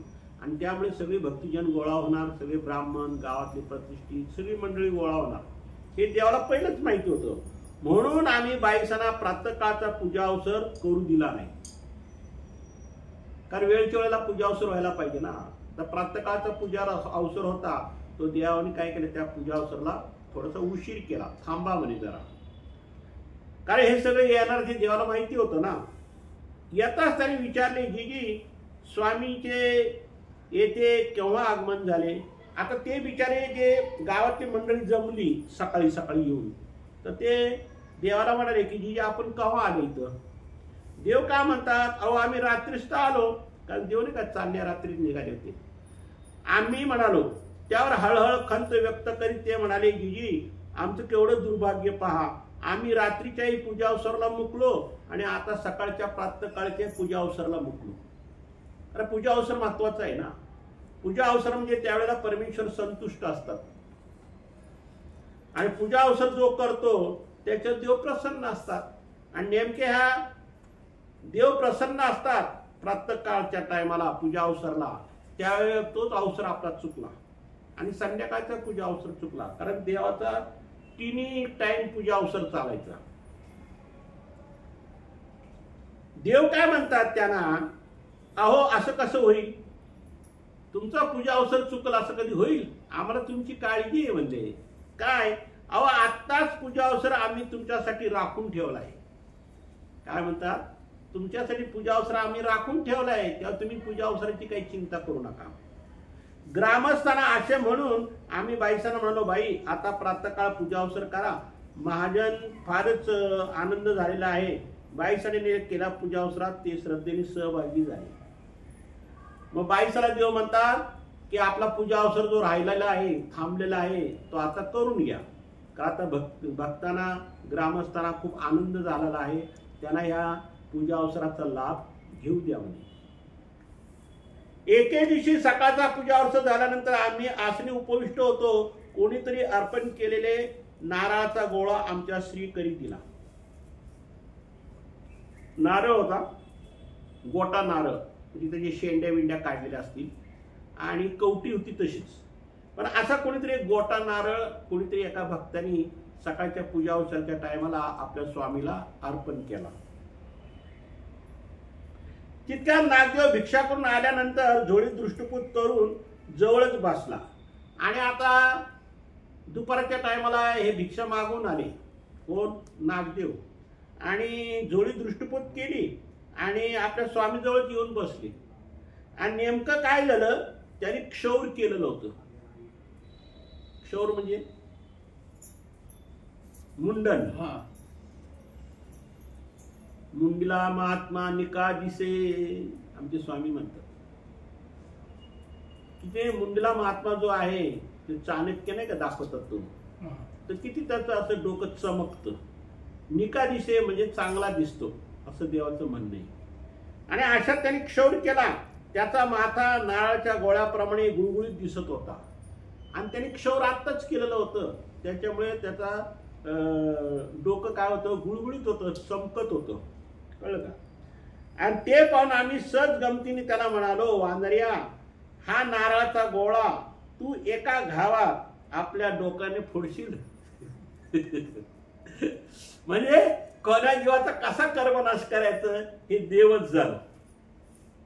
आता हे असे देव का म्हटले, ते याच्या पाठीमाग एकच हेतू असतो स्वामींचा, की याच्या मागच्या जन्मीचा कोणाचं तरी ह्यानी डोकं फोडलं होतं आणि पुढच्या जन्मी ह्याचंही कोणतरी डोकं फोडणार. तो प्रसव टाळण्यासाठी देवानी हा एवढा त्याला विधी सांगितला. नागदेव समजून जात होते या गोष्टी सगळ्या. परंतु आता देवाची आज्ञा म्हणल्यानंतर नाथोबाला नाही का एकदा पैठणला एक भुजंग निघाला होता. त्या भुजंगाचा आवाज जसा बैल ओरडतो ना असा आवाज यायचा. आणि हे देवळात बसलेले होते आणि संध्याकाळचा टाइम होता. तर त्या नाथोबाला विचारले, असा आवाज कशाचा येतो? आता देव तर सर्व जाणतेच होती, पण नाथोबाची एक परीक्षा. तर नाथोबा काय म्हणा, ते सान सुटलेला असेल कुठंतरी याच्यामध्ये शेतामध्ये एखाद्याच्या, तो ओरडत असेल. नाही म्हणे, तुम्ही बघून या म्हणे काय ते. म्हणून तो बघायला गेला देवळाच्या पाठीमाग आणि हळूहळू देव बी त्याच्या मागे गेले. देवाला माहिती होता हा काहीतरी उद्योग करेल म्हणून. आणि तो भुजंग असा फणा वर काढून असा तोंड वर करून माणसाच्या उंची एवढं, आणि त्याचा आवाज मोठा बैलासारखा आवाज यायचा. बैल कसं ओरडतो मोठ्या मोठ्याने असं डरकी टाकतो. हा, डरकाळ्यात टाकल्यासारखं. आणि ते बघितल्यानंतर देव त्याला सहज म्हणले, नाथोबा धर. त्याला मध्ये धर मला की नाथोबा पळतच गेला धरायला. की देवाने त्याचा हात धरला आणि माग खेचला. देवाला नाव काय तुम्हाला मारायचंय काय? तो कसलाय भुजंग, तो तर डसला तर एका तुम्हाला डोळे सुद्धा उघडू देणार नाही. तो एका क्षणात जीव घेईल.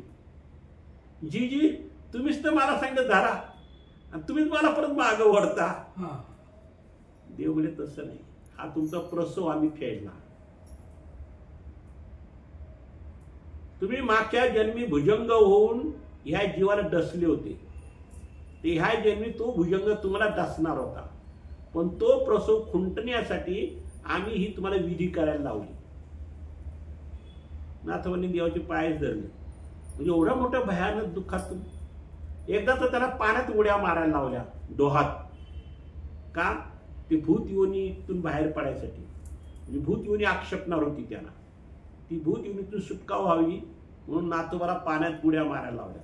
म्हणजे अशी कित्येक लीळा आहेत की कर्मनाश करण्यासाठी परमेश्वर कोणत्या जीवाला काय करायला सांगतील हे सांगता येते.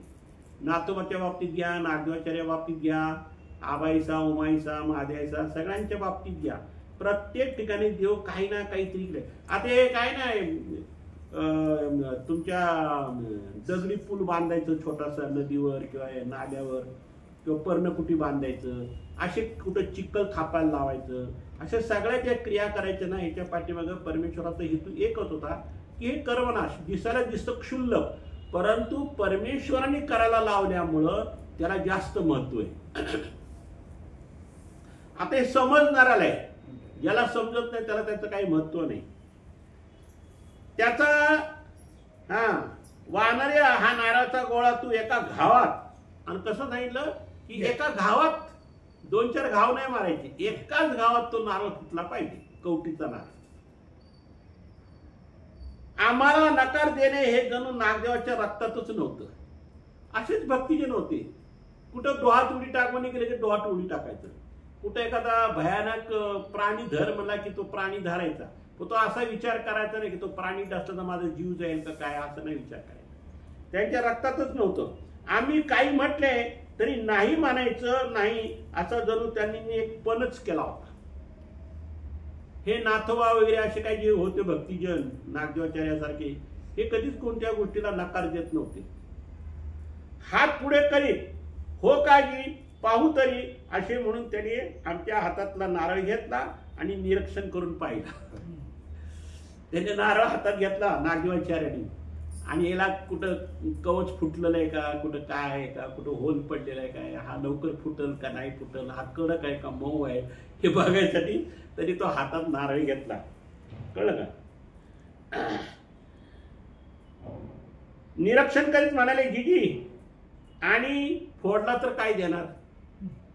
बरं, म्हणजे जीव किती स्वार्थी की त्याला वाटतं मी नारळ फोडीन. आता डोक्याने फोडायचं म्हणजे साधी गोष्ट म्हणजे पैज मागतात. हा, पण मला काय त्याचा फायदा, असं त्यानं बोललं ते. देव काय म्हणतात, फोडला तर तो नारळ तूच घे. काय म्हणले, तो जर अख्खा नारळ फोडला, त्याचे जर 2 भाग झाले तो तो नारळ तुझा, तू एकटा खा, काही करते. आणि जर का फुटला तर नागदेवाला शिक्षेविषयी चाचपून पाहिले, तसे जर काही न सुचवता आम्ही जर म्हणालो तर हालचाल तरी सगळ्यांच्या बरोबरीने तुला त्याचा वाटा मिळेल. म्हणजे देव काय म्हणले, तो जर नारळ एका फटक्यात जर फोडला तर तो अख्खा नारळ तुला, आणि जर समजा तू 2-3 फटके मारत जर बसले तर तो नारळ तुला मिळणार नाही. मग तो सगळ्यांबरोबर जो प्रसाद वाटला जाईल त्यात तुला तो थोडाफार प्रसाद मिळेल. असं एक त्यांची काय ठरलं, अटीतटी ठरली. म्हणजे असं एकमेकाचं ठराव झाला त्यांचा की अशा पद्धतीने नारळाचं विल्हेवाट लावायची. हो काजी, मग काही हरकत नाही असे म्हणून त्यांनी सर्व शक्तीनिशी तो नारळ गोळा डोक्यात आपटला. खूप मोठी ताकद लावली आणि तो नारळ धरला आणि तिने आपलं असं डोक्यावर जोरात आपटला. आता किती झाले तर तो शेवटी नारळ कडक, थोडस डोक्याला मार बसणारच ना, मुका मार का होईना पण तो बसणार. पण नारळ तो इतका कडक होता की तो फुटू शकलाच नाही. पण नारळा तो इतका साजासाजी फुटणार होता, पण तरी त्यांनी तो फोडला. पण कसा फोडला की नारळाची 2 शकले नाही झाली, पण नारळाला मात्र उभ्या चिरा गेल्या. म्हणजे नारळ पूर्ण फुटला नाही, त्याला कायला अशा उभ्या चिरा गेल्या एका फटक्यात. आता त्यांनी काय केलं पहा, म्हणून नागदेव तसाच डोक्यावर रगडीत राहिला, अशाने त्याचा माथा जास्त दुखवला जाणार होता. आता त्यांनी काय केलं, तो नारळ आहे तो असं भिंतीला का कशाला तरी लावून असं डोक्याने फोडायचा प्रयत्न केला, आणि त्या भिंतीला असं तो रगडला. पण तो काय नारळ थोडंच फुटणार होता, तो कडक नारळ ना, आणि देवाला माहिती होतं अगोदर याला दुखापत झाली, डोक्यात नारळ आपटला, आणि आता परत त्या भिंतीला खेटून तो नारळ खरडतोय म्हणल्यानंतर त्याला आणि दुखापत होणार. मग देव काय म्हणतात, त्याच्या हातातील नारळ हिसकून घेतला आणि मुद्दामच देव काय म्हणतात, पोरा तू रडी खेळतो आहेस, रडी खेळतोय, तुला मी एका फटक्यात सांगितलं, तू आता लयच त्याच्यावर खेळत बसलायस म्हणे. त्याला रडी खेळ म्हणतात. एका घावात नारळ फोडायचं असं आपलं ठरलं होतं. आम्ही तुम्हाला काय झालं होतं की एका घावात नारळ फोडायचं, तुम्ही आता त्याच्यावर दुसरा जोर लावत बसले.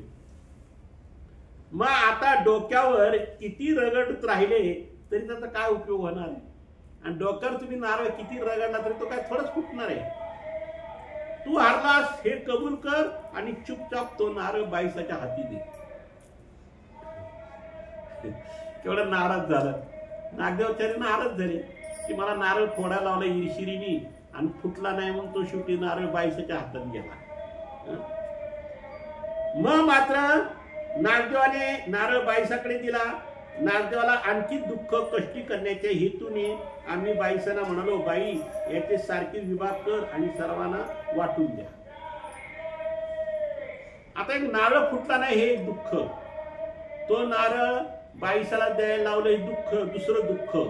आणि तिसरं दुःख म्हणजे ह्याला जो अख्खा नारळ मिळणार होता तो अख्खा नारळ न मिळता तो सगळ्यांच्या वाट्याला जाणार आणि सगळ्यांच्या बरोबरीने याला तो प्रसाद महाप्रसाद मिळणार, ते त्याला एक दुःख. म्हणजे 2-3 प्रकारचे दुःख त्याच्या मनाला टोचलं. हे देवाने मुद्दाम केलं की त्याचे प्रसव नासायसाठी.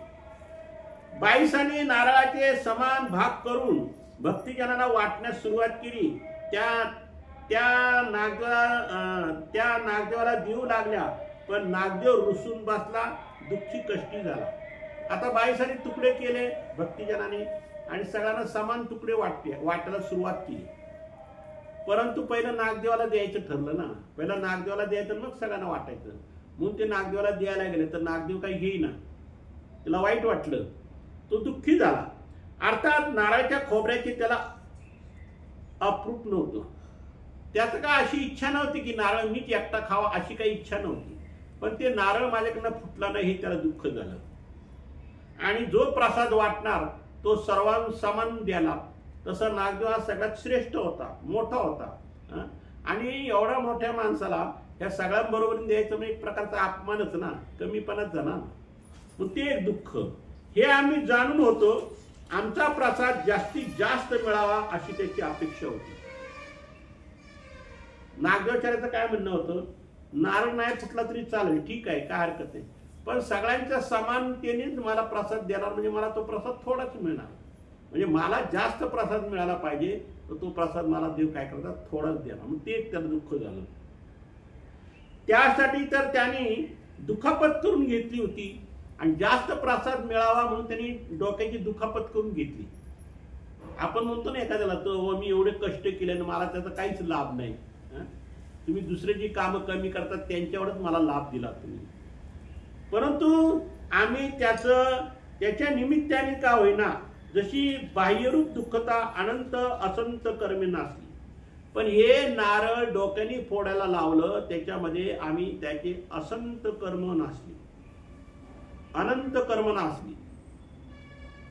आणि त्याच्यामध्ये असंत कर्म म्हणजे दुःखरूप कर्म, जे त्याचे अनंत जे कर्म दुःखाचे जे होते भोग, ते आम्ही काय केले, नष्ट केले. आणि त्याचप्रमाणे अंतरंग स्वरूप कर्मे नासून योग्यता व्हावी म्हणून तो रुसून का होईना दुःखी कष्टी व्हावा म्हणून आम्ही मुद्दाम बाईसांना इतरांबरोबर वाटा त्याला द्यायला सांगितला. म्हणजे याच्यात 2 हेतू होते देवाचे. एक तर अनंत दुःख तर नासवायचेच होते आणि त्याच्या ठिकाणी जी अयोग्यता होती, तर अयोग्यता नसल्याशिवाय योग्यता होत नाही आणि योग्यता मिळाल्याशिवाय तो जीव उद्धार होत नाही, असं एकाला एक सांगड आहे ना. मग त्याच्यामुळं देव काय म्हणतात की त्याची अयोग्यता नासायची होती म्हणून आम्ही त्याला काय केलं, दुःखी कष्टी केलं. तेव्हा आपल्यावर अन्याय होतो आहे अशा अर्थाने तक्रार वादा करून रुसवा व्यक्त करीत तो म्हणाला, जीजी बघा ना, माझी इतके डोके दुखवले गेले आहे तरी बाईसा इतरांच्या बरोबरीनेच मला प्रसाद देतात. असं कोणी गाणं गायलं नागदेवाचार्यांनी, की म्हणतात माझं किती डोकं फुटलं, मला किती दुखापत झाली आणि एवढं मला दुखापतून प्रसाद मात्र सगळ्यांच्या बरोबरीने. मग मला प्रसाद जास्त द्यायला पाहिजे होता, मग मला तर प्रसाद कमीच देते. वानऱ्या अरे पैस ती पैजच, खोबरे मिळते तर कधी कवचाचे दुःख मिळते, पैजेचा फायदा किंवा नुकसान या 2च बाबीचा समावेश असतो. देव काय म्हणतात, पैज म्हटली ना तर एक तर हारल तरी नाही तर जिंकल तरी, दोन्हीपैकी एक तर काहीतरी होईलच. मग हारलं तरी दुःख मानायचं नाही आणि जिंकलं तरी आनंद मानायचं नाही. पैज म्हणल्यावर ते पैज म्हणून करायलाच पाहिजे आपल्याला, नाही तर पैज लावायचीच नाही. हा एका अर्थी जुगाराचा प्रकार आहे. एकदा काय डाव लावला की परिणामाला सामोरं जावंच लागतं. असं एकदा पैज मारायची ठरली, जुगाराचं उदाहरण दिलं का? हा, जुगाराचं उदाहरण दिलं. जुगारामध्ये काय, एखादा मनुष्य हारतो, एखादा मनुष्य जिंकतो. मग जो हारला तो दुःखी होतो, जिंकला त्याला आनंद होतो. पण जुगार एक अशी वस्तू आहे की हारला तरी दुःख मानायचं नाही, जिंकलं तरी आनंद मानायचं नाही. जे आपल्या नशिबात प्रारब्धाची जेवढे मिळायचे तेवढे ते मिळणार. परंतु तरी आम्ही तुम्हाला इतके झुकते माप देतो असे म्हणून आम्ही बाईसांना म्हणालो, बाई नारळाचा अर्धा भाग वानराला द्या आणि अर्धा भाग इतर भक्तिजनांना वाटा.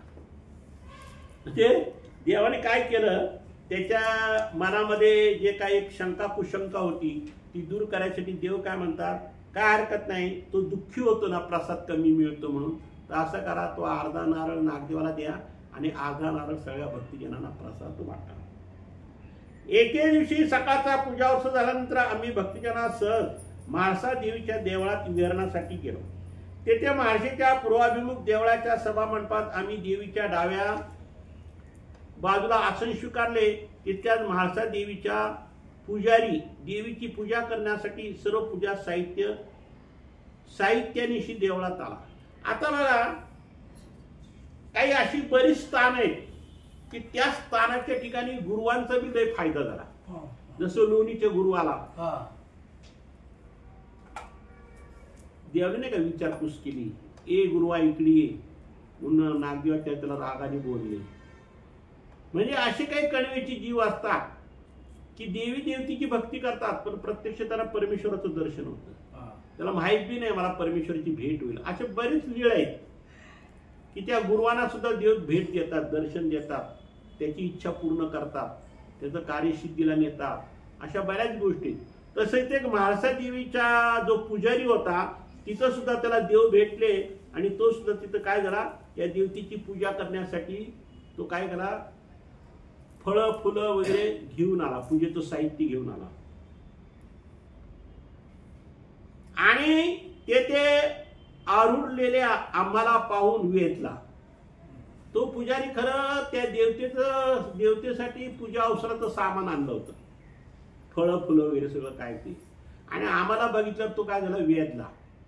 तो देवतेकडे जायच्या आमच्याकडेच आला आणि त्याच्या अंतकरणात अपूर्व भाव उदयाला आला आणि त्याच्या मनामध्ये एवढा भाव श्रद्धा वाढली की त्या देवी देवतेला जे पूजा अवसर करण्यासाठी जे काही फळं फुलं आणली ती तिकडे न वाहता तो देवाजवळ घेऊन आला आणि त्याला असं वाटलं की हे सगळं देवाला देऊन टाकावं, असं त्याच्या मनात. म्हणजे बघा, देवतेचा कट्टर भक्त पण परमेश्वराच्या भक्ती मार्गाला लागला. हे कशामुळं, मागच्या पूर्व कर्मानुसार. म्हणून देवतेच्या भक्ताला सुद्धा कमी लेखू नका. देवतेचा भक्त सुद्धा पूर्व प्रसवाचा जर एखादा असला भाग्यवान तर आपल्याला नाही दर्शन तेवढं त्याला दर्शन होईल, कारण त्यांनी देवतेला वश केलेलं आहे ना. मग परमेश्वराला वश व्हायला काही वेळ लागत नाही. आणि पूर्व प्रसवाचं काय, प्रत्येक जीवाचं काही सांगता येत नाही, कोणाची कशी कणव असते काय ते. आणि सरळ आमच्याकडे येऊन त्याने अगोदर तांब्याच्या कळशीच्या पाण्याने आमचे श्रीचरण प्रक्षालन केले. त्या देवीला जे तांब्याच्या कळशीमध्ये पाणी आणलं होतं अभिषेकसाठी, ते पाणी त्यांनी काय केलं, आमच्या स्वामीच्या श्रीचरणावर ओतलं. आमच्या स्वामीची श्रीचरण धुतली त्यांनी. नंतर उरलेल्या पाण्याने देवतेचे सर्पण केलं. जे काय पाणी उरलं त्याचं मग ते देवतेला स्नान घातलं. पण पहिलं देवाचे पाय धुतले. म्हणजे त्याला बघा, पहिलं देवाच्या ठिकाणी स्नान घडलं. नंतर सर्व सुवासिक फुलं द्रव्यांनी आमची पूजा केली. मग त्या देवतेला जी फळं फुलं जी काय आणली होती ती त्यातील बरीच फळं फुलं त्यांनी काय केली, आमच्या ठिकाणी समर्पित केली. म्हणजे त्यांनी फळं फुलं आम्हाला दिली पहिली. आणि नंतर उरलेल्या पूजा द्रव्याची देवतेची पूजा केली. नंतर देवतेची पूजा, प्रक्षालन पहिलं देवाचं केलं, मग तर्पण त्या देवतेला घातलं. नंतर द्रव्य आमच्या स्वामीला दिलं, फळं फुलं द्रव्य पुष्प का असेल ते, मग देवतेला दिलं. वाद्य वाजून आमची स्तुती गाऊ लागला आणि वाद्य वाजवले त्यांनी देवतेसाठी वाद्य आणले होते लावायला, पण ते पहिल्या देवासाठी वाद्य लावले आणि देवाची स्तुती करू लागला. मग देवतेचे स्तवन केले आणि मग देवाचं झालं, मग देवतेचं स्तवन केलं. अशा प्रकारे पुजाराने आत्मभावाने आमची संयुक्तिक पूजा केली आणि अशा प्रकारे त्या देवतेपेक्षा त्याने आमची काय केली, संयुक्तिक म्हणजे विधियुक्त पूजा केली. त्याने आम्हालाही संतुष्ट केलं, देवतेलाही संतुष्ट केलं. पूजा द्रव्य तर देवतेसाठी आणलेले असल्यामुळे तिचीच होती. आम्ही त्या एका क्रियेपोटी पुजाराला 3 फळं दिली. बघा, फळं म्हणजे जे काय पूजा अवसराचं सामान होतं हे खरं देवतेसाठी आणलं, पण देवतेसाठी आणलेले असल्यामुळं देवानी त्या भक्तांनी काय केलं की देवतेला बी त्याचा उपयोगी लावले, परमेश्वराच्या ठिकाणी बी उपयोगी लावले. त्याच्यामुळे परमेश्वराने त्याला 3 प्रकारची फळं दिली. 3 प्रकारचं दान दिलं. काय देतात बघा. त्या पूजेचे साध्य तर त्याला प्रदान केलेच, म्हणजे त्याने देवाची पूजा केली, ते देवाला साध्य झालंच, म्हणजे देवाने त्याला कणव दिली त्या मोबदल्यात, व तिच्या पदार्थाने आमची पूजा केली, म्हणून न त्या देवतेच्या ब्रह्मांडास्था प्राप्तीचे अनेक एक फळ त्याच्या पदरी टाकले. आता एक तर त्या देवतेसाठी आणलं होतं, पण त्यांनी ते आमच्या उपयोगी लावलं, त्याच्यामुळे त्याला त्या देवतेच्या ब्रह्मांडास्थाचं फळ दिलं. शिवाय ग्रहणादानाच्या फळांची दातृत्व केले, म्हणजे लीळादान, ग्रहणादान, संबंधादान ही काही देवतेची फळं असतात, त्या फळाला बी त्याला पाठवलं. असे पुजाराला आम्ही तिहेरी सुखी करून आम्ही परतलो. अशा प्रकारे त्या पुजाराला 3 प्रकारची फळं देऊन आम्ही तिथून निघालो. आता शेवटची लीळ आहे छोटी. असेच एके दिवशी आम्ही सकाळच्या पूजा अवसरानंतर विहरणासाठी म्हाळसा देवीच्या देवळात गेलो. कळलं ना. विहरण आटपून आम्ही देवळाच्या पश्चिम दारांट्यात बाहेर पडलो. घाट उतरून आम्ही नदी पात्राच्या वाळवंटात पदार्पण केले. तोच राजाचे स्नानाधिकारी साईदेव पालखीत बसून वरती छत्र अशा थाटात म्हाळसा देवीच्या दर्शनाला चालला होता. आता आमच्या स्वामीला राजे लोक, राजे महाराजे लोक कुठं ना कुठं तरी भेटायचे. बऱ्याच ठिकाणी राजे महाराजे, यादव राजे यांचे बऱ्याच गाठीभेटी झालेल्या आहेत, बऱ्याच ठिकाणी लीळा आले. तसं हा एक राजा त्या देवतेच्या दर्शनाला आलेला होता. त्याचं नाव होतं साईदेव. तो पालखीत बसून आला होता. त्याच्या डोक्यावर छत्री होती आणि त्याचं लाव लष्कर सगळं त्या देवीच्या पूजेसाठी किंवा दर्शनासाठी त्याला घेऊन चालले होते. सकाळी प्रातःकाळच म्हाळसा देवीच्या. राजाधिकारी असले तरी आमचा फारच कणवेचे होते. तो जरी राजा होता तरी तो कसा होता? कणवेचा होता. बघा, हे कणवेची जीव आहेत ना, हेच परमेश्वराकडे धावतात. जे कणवेची जीव नाही तर ते परमेश्वराकडे पाठ करतात लगेच. आपण बघतो ना काय काय माणसं आपल्याकडे बघून तोंड फिरवतात. तसे कणवेचे जीव आहे ना, तो परमेश्वराच्या ठिकाणी कधीच तोंड फिरवणार नाही. तो उलट परमेश्वर जिथं असेल तिथं पळत जाणार. आणि जो आभागी जीव असेल तो मात्र देवाकडे पाठ फिरवणार. जसं तो स्मशानातलं नाही का, एक वस्त्र आमच्या देवाने घेतलं होतं एका लीळेमध्ये आले बघा, चालता चालता. तर तो स्मशानभूमीत राखण करणारा कोण होता, तो पळत गेला आणि आमच्या स्वामीच्या हातातला वस्त्र हिसकून घेतलं. किती अनाधिकार. परमेश्वराच्या ठिकाणी वस्त्रदान करण्यासाठी जीव तळमळतात. ते ही नाही का उमाईसा, देवाला वस्त्र देण्यासाठी 6 महिने तळमळत होती की स्वामीच्या ठिकाणी मला वस्त्र दान घालावं म्हणून. स्वामी टाळाटाळ करायचे. ते वस्त्र आणून देण्यासाठी नागदेव टाळाटाळ करायचे. त्याचे पहिले गुरु दादोस होते, ते टाळाटाळ करायचे. सगळे टाळाटाळ करायचे. पण तिने ते शेवटी वस्त्र मिळवलंच आणि देवाला अर्पण केलंच. ते भक्तजनांना विचारलं देवाने की ह्या वस्त्राची किंमत काय आहे. भक्तीने म्हणायची 1 दाम, कोणी म्हणायचं 2 दाम, कोणी म्हणायचं 3 दाम. देव म्हणजे तसं नाही, हे अमोल वस्त्र आहे, याची किंमत करता येत नाही. हे वस्त्र आम्हाला देण्यासाठी आपला ही उमाईचा नाही महादाईचा खूप धडपडल्या. म्हणजे नागदेवाचार्यांची चुलत बहीण होती. त्यांनी हे वस्त्र आम्हाला देण्यासाठी त्यांनी खूप खटाटोप केला. आम्ही नको म्हणलं तरी ते ऐकत नव्हते. आम्ही म्हणायचं उपार करा. ती म्हणायचं मी उपार नेहमी करते, पण मला वस्त्र कधी घडत नाही, मला वस्त्रच घडलं पाहिजे. ते हे अमोल वस्त्र आहे, या वस्त्राचं मोल करता येत नाही.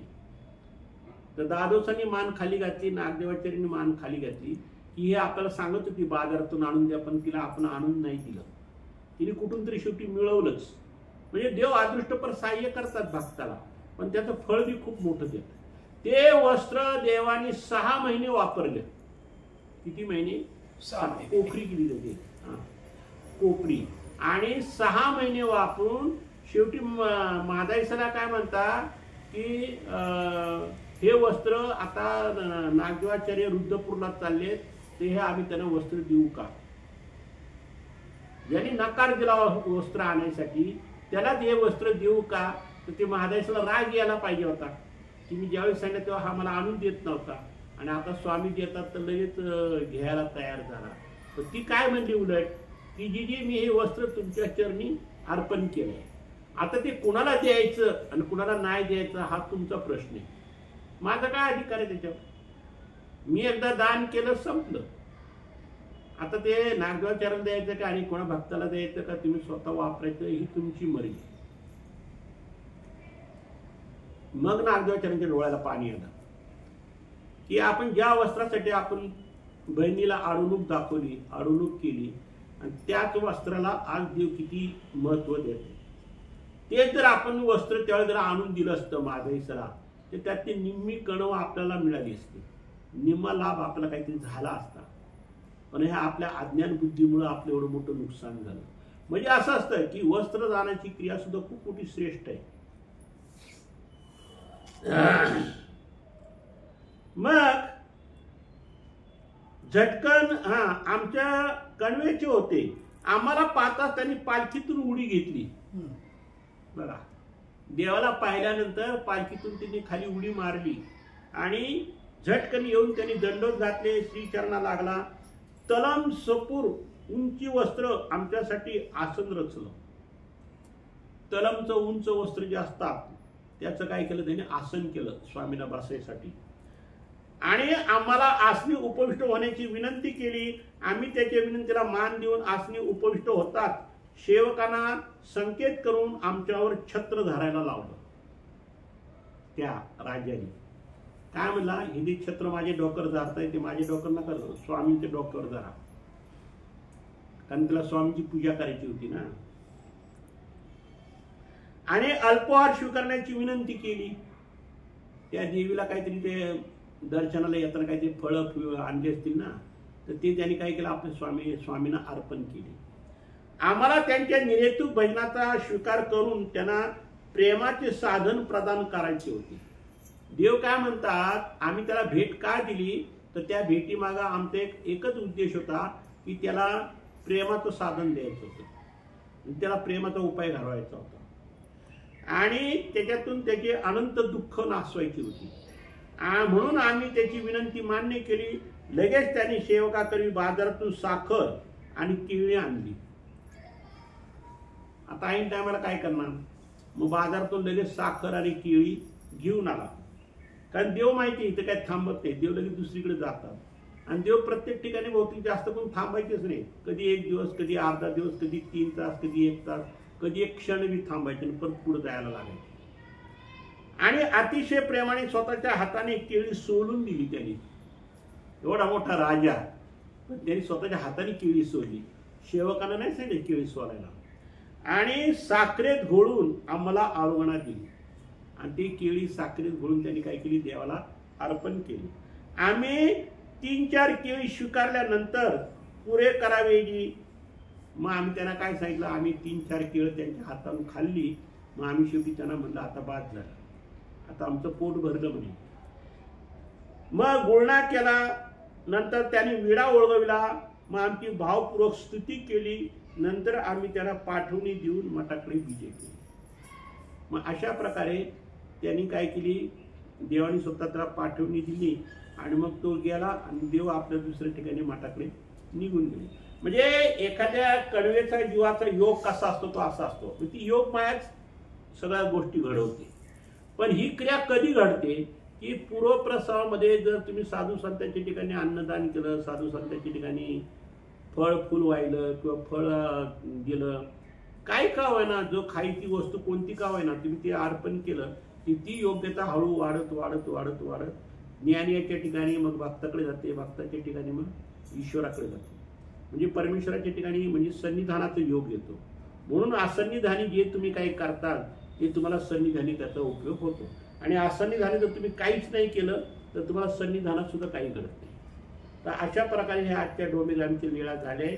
आणि अशा प्रकारे आमचे परमेश्वर जीवाला काय करतात, योग्य करतात. मग वेदाला, बोधाला, ज्ञानाला, अनुसरणाला, प्रेमाला, सगळ्या क्रियेला, उद्धरणाला सुद्धा योग्य करतात. आणि असंत फळ जी आहे दुःखाची फळं, ती दुःखाची फळं सगळी नासली जातात. म्हणून अन्नदानासारखं श्रेष्ठ करा. म्हणून आपलं ते एका ठिकाणी वचन आहे बघा, अन्नदान ते उत्तम. अन्नदानासारखं उत्तम अशी क्रिया कोणतीच नाही. म्हणून आपल्यामध्ये अन्नदान क्रिया करण्याची मोठी आहे. त्याच्या अनुषंगिक वस्त्रदान बी आहे, त्याला अनुषंगिक द्रव्यदान बी आहे, त्याला अनुषंगिक काय तुम्ही फळं फुलं जे काही इतर देतील ते बी आहे. म्हणजे ज्ञानीयाच्या ठिकाणी म्हणा, भक्ताच्या ठिकाणी म्हणा, परमेश्वराच्या ठिकाणी म्हणा, स्थानाच्या ठिकाणी म्हणा, काही ना काही आपल्या क्रिया घडली पाहिजे. आपण हा विडा वाहतो याचा सुद्धा देव खूप मोठा अभिमान घेतो. तुम्ही एक साधी उदबत्ती लावली तरी देव अभिमान घेतो. बाकी मग आरती ओवाळणं, आरती म्हणणं, बाकीच्या तर गोष्टी लांबच राहिल्या. पण एका उदबत्तीचा सुद्धा देवाला खूप मोठा अभिमान आहे. म्हणून श्रद्धापूर्वक जेवढं करताल त्याला जास्त महत्व आहे. आणि समजा तुम्ही मोठी क्रिया केली आणि जर तुमची श्रद्धा नसेल तर ती क्रिया वाया जाते, म्हणजे करून सुद्धा त्याचा काही लाभ होत नाही. म्हणून तुम्ही थोडी क्रिया करा, पण श्रद्धापूर्वक करा, प्रेमपूर्वक करा, आवडीपूर्वक करा. ती क्रिया परमेश्वर काय करतात, स्वीकारत घेतात. तर अशा प्रकारे आजच्या लीळेमध्ये भक्ताला कसं कसं योग्य केलं आणि कशी कशी स्थिती दिली आणि कशा कशा क्रियेतून त्या पूर्वजन्माचे प्रसव कसे नाचले हे आजच्या आपल्याला नागदेवाच्या आर्यांच्या लीळेवरून आपल्याला बऱ्याच विषय ऐकायला मिळाला. दंडवत हो सर्वज्ञ श्री चक्रधर स्वामी की जय. श्री दत्तात्रेय महाराज